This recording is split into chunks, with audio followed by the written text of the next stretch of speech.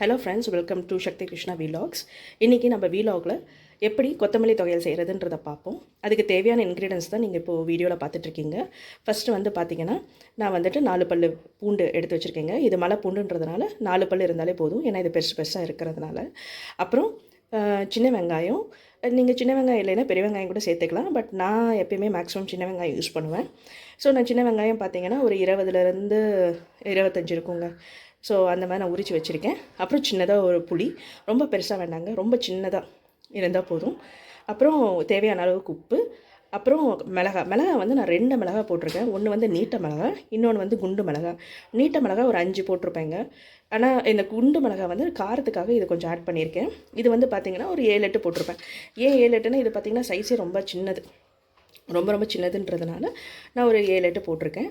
அப்புறம் கிட்டத்தட்ட ஒரு 1.5 கட்டு கொத்தமல்லி, ஃப்ரெஷ்ஷாக வாங்கின கொத்தமல்லி, அதை நான் ஓரளவுக்கு கட் பண்ணி வச்சுருக்கேன் மீடியம் சைஸுக்கு.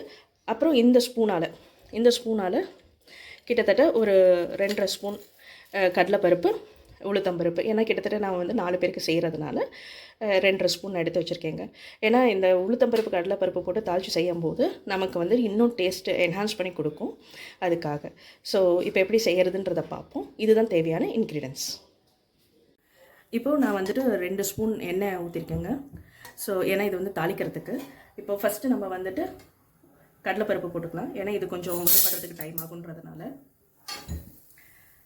அடுத்தது கொஞ்சம் இது வந்துட்டு நல்லா வதக்கிக்கோங்க.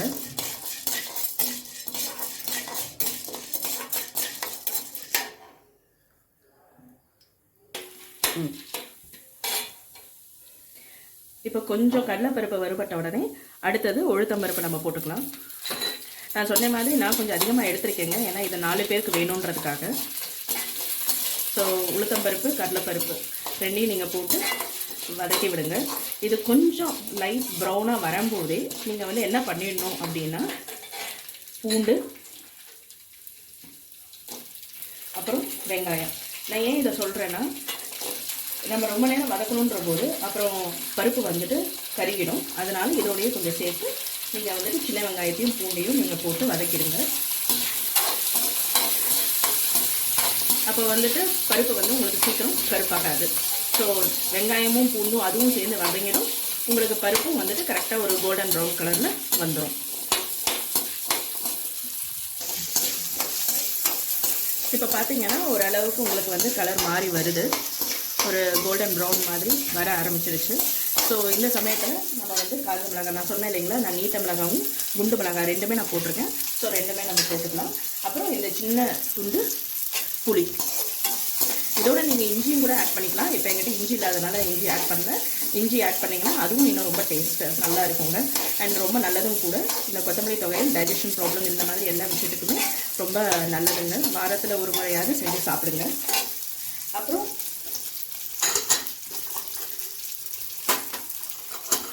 நான் கொத்தமல்லி வேணுன்ற கொத்தமல்லி நான் போட்டுறேன், ஏன்னா கொத்தமல்லி வந்துட்டு சீக்கிரம் வணங்கிடும் அப்படின்றதுனால நான் வந்து டக்குன்னு போட்டுறேங்க.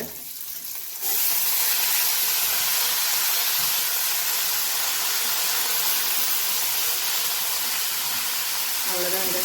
இந்த ஸ்டேஜ்லேயே வந்து நீங்கள் பார்த்தீங்கன்னா உங்களுக்கு நல்ல அந்த அரோமா இருக்கும், நல்ல ஒரு ஸ்மெல் உங்களுக்கு கிடைக்கும்.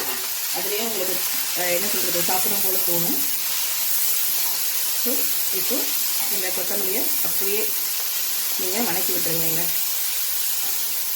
கொஞ்சம் உங்களுக்கு அந்த ஒரு மாதிரி அந்த பச்சை மணம் போகிற வரைக்கும் நீங்கள் வந்துட்டு வணக்கி விட்டிங்கனாலே போதும். நீங்கள் அந்த தண்டோடையே சேர்த்து அரைங்க. ஓகே, நிறைய பேர் தண்டை வந்து எடுத்துகிட்டு வெறும் தலையை மட்டும் போடுவாங்க, பட் தண்டும் ரொம்ப நல்லதுங்க. அதனால் நீங்கள் தண்டையும் சேர்த்து போட்டு செய்யுங்க. இப்போ சிம்மில் இருக்கிறத வேணால் நீங்கள் கொஞ்சம் மேலே தூக்கி விட்டுட்டு இன்னும் கொஞ்சம் நல்லா வணக்கி விட்டுக்கோங்க. பாருங்கள், அப்படியே அந்த கொத்தமல்லி எல்லாமே அப்படியே வணங்கி அப்படியே சுருண்டு வருது பாருங்கள். நீங்கள் ஓரளவுக்கு இந்த மாதிரி நல்லா வணக்கி விட்டுட்டு ஸ்டவ் ஆஃப் பண்ணிடுங்க. நான் இன்னும் கொஞ்சம் ஒரு 2 நிமிஷம் நான் பண்ணிவிட்டு நான் ஆஃப் பண்ணிவிடுவேன். 2 நிமிஷம் கூட தேவையில்லை, ஜஸ்ட் ஃபியூ செகண்ட்ஸ்.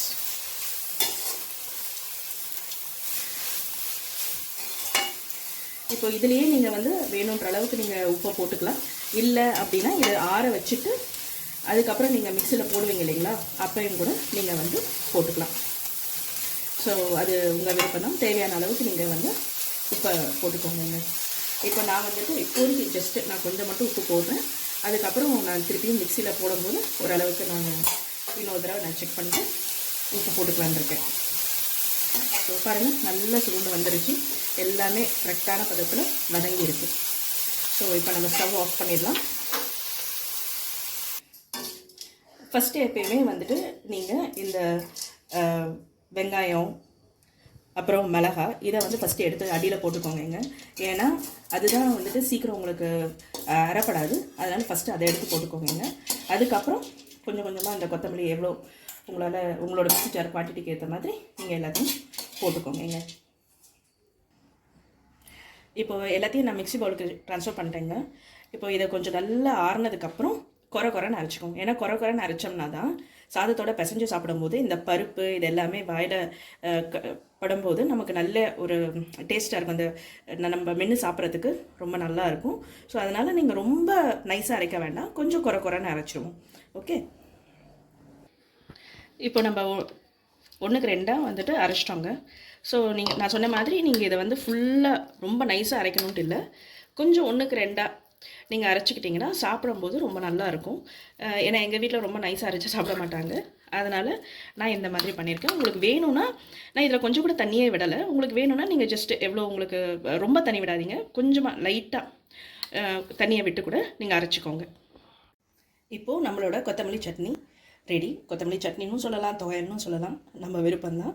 ஸோ நீங்களும் செஞ்சு பாருங்கள். செஞ்சு பார்த்துட்டு எப்படி இருக்குன்னு எனக்கு கமெண்ட்ஸில் சொல்லுங்கள். இந்த வீடியோ உங்களுக்கு பிடிச்சிருந்தா ஷேர் பண்ணுங்கள், லைக் பண்ணுங்கள், நம்ம சேனலை சப்ஸ்கிரைப் பண்ணுங்கள். தேங்க்ஸ் ஃபார் வாட்சிங்.